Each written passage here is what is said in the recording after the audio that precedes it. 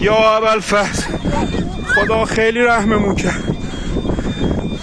یا ابوالفضل یا ابوالفضل خیلی خدا رحم کرد. وای هواپیمامون با مصیبت واقعا دیگه فقط امام رضا. وای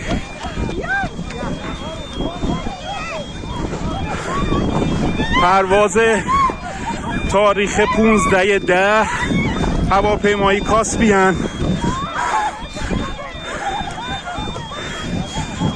واقعا خدا رحممون کرد و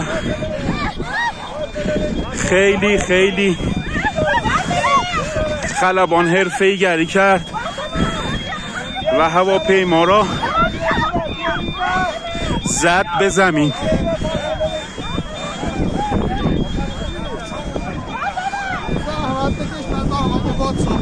چشم واقعا نصف جون شدن مردم. یا حسین یا امام رضا. مسافرها ویلو تو بیابون باند اشغال شد و هواپیما به سختی رو زمین نشست.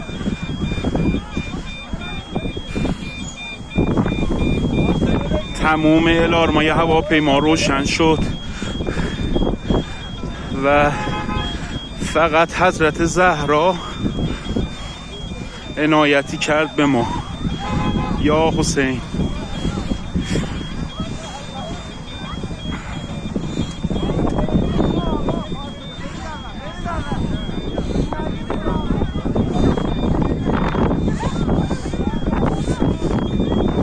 یا فاطمه زهرا.